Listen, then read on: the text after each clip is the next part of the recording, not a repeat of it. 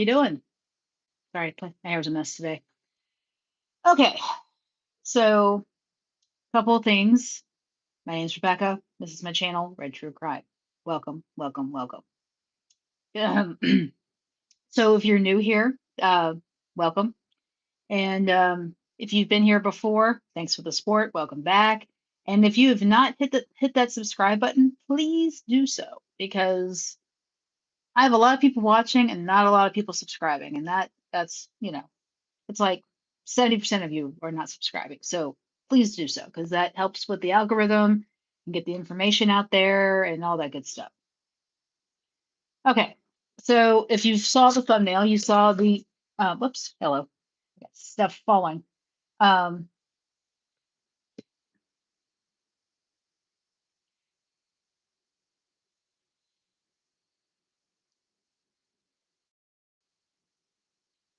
there we go. Okay, much better.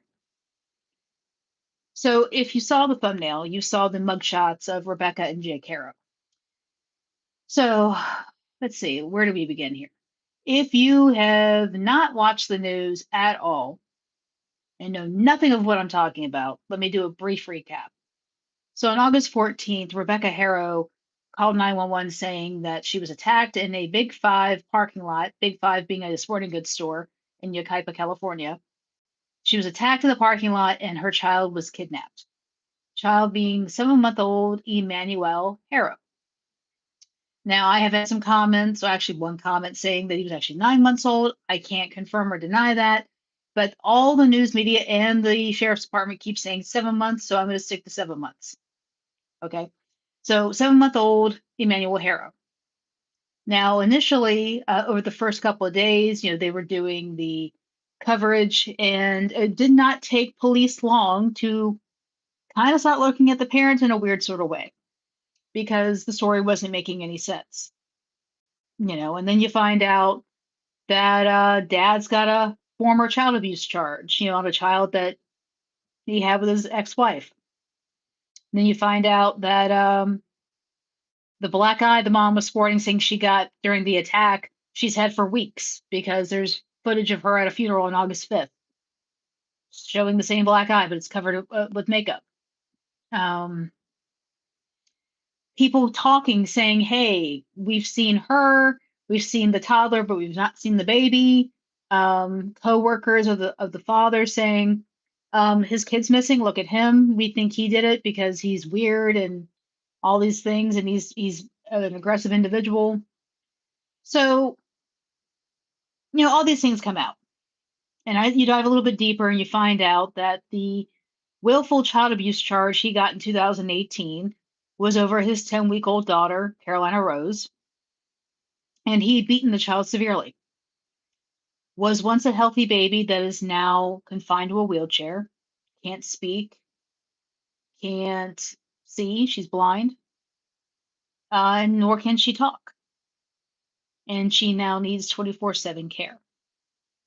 That is what that man did to that baby. And all he got was 6 months work release and a suspended sentence, like with probation and whatnot, for like 6 years. That's all I got. That's all I got. So I've been watching some stuff, on the YouTube and the news and whatnot, and they were talking to a prosecutor out of the Riverside County, California office, which is where this case is actually going to be tried. And she even was confused how he got that type of deal. She said, you get that type of deal when you're like a first time offender and you may have a broken bone on a kid or it's some bruising, but nothing what he did to that baby. She's like, I don't understand how he got that. And it sounds like whoever prosecuted him did not do the due diligence they should have done to get the updated medical reports on that child. Because she said he should have gone to jail and never come back out. That was her opinion. And I still wonder how that even happened. And then I get this. I didn't get this. I came across this and it was very disturbing. This is Jake Harrow's attorney from back then bragging about the deal he got his client.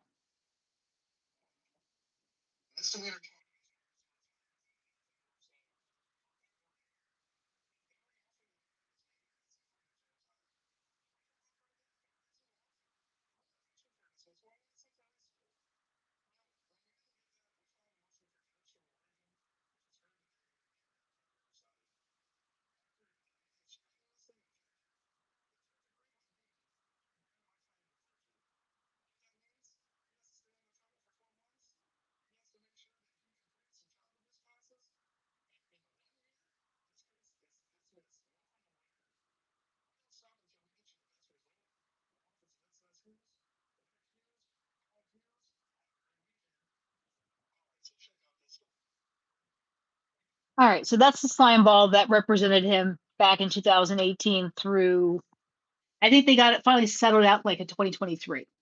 Yeah. And obviously, he did not do what he needed to do because he got busted for owning a gun and ammo and drugs and whatnot. And he has been back and forth over the last year in and out of court over a probation violation that was supposed to go back again on next week, September 2nd. That's what was supposed to happen. So that's the slime ball that got him that deal. I don't know if he's representing him as on the current charges. So let's get to that. So the parents were arrested over the weekend, and they were charged at that point, or I think they were arrested Friday, and they were charged with murder with malice, both Rebecca Harrow and Jake Harrow. Today, they made an appearance in court, and they gave them more charges. So Jake Harrow has the murder with malice, which we already know about, filing a false police report, willful abuse of a child, and let's see, felon possessing a firearm, felon possessing ammo, and dependent child jurisdiction. Now, that one, I didn't understand what that was, so I had to look it up. And that's basically saying if there is a minor child involved in a case where it comes to child abuse or sex trafficking, anything like that, the court takes jurisdiction over that kid. Now, I don't know if they're talking about Emmanuel because right now, as it stands, he's not been declared deceased because they can't find him. Or is it the 2-year-old daughter that was removed from the home right after Emmanuel went missing and is in the care of Child Protection Services? I don't know. So that's on there. Now, Rebecca Harris charges are similar, but there's one on there that she has that he does not have. And she has the same thing, murder with malice, filing a false police report, dependent child jurisdiction. She has these things. And then she has murder in the first degree. So she has a murder charge. He does not. Why? Now, when his 10-week-old daughter was beaten up and darn near died back in 2018, when he interviewed the parents, now Jake was not married to Rebecca. He was married to somebody named, I don't remember her name. Anyway, ex-wife, Avila or something like that. And he tried to put the blame of the child's injuries on her. This baby had broken ribs. Do you have any idea what it takes to break ribs on an infant? Break any bone on an infant? You would darn near have to kick him across from like a football. So he tried to put the blame on his ex-wife, saying that she did all these things. And most likely that's probably what he's doing here, probably trying to put the blame on Rebecca, most likely. Because on Sunday, there's video of this everywhere. He was out with the detectives in some valley off the freeway in California looking for Emmanuel's body. Now they did not find the body, and the sheriff's department has come out and said, look, we didn't find him, but we truly believe the baby is dead. Because, when they did the search warrants and arrested the parents on Friday, they went into the house. They found a room with blood all over the carpet. Every item of clothing the child had gone. No photographs, nothing belonging to this baby, as if he never existed. Why would that happen? You tell me. So I think Jake is trying to put the blame on Rebecca. I think, yeah, Jake is definitely trying to put it on Rebecca. He really is. And it looks like they're going back to court September 4th. And according to the arresting documents, Riverside County believes that the baby died anywhere between August 5th and August 14th. But you've got relatives saying that baby hasn't been seen in at least a month. Some saying maybe even longer. So who knows when the child was last seen. But as it stands now, he has not been seen in at least a month. This case sickens me to no end. It really does, because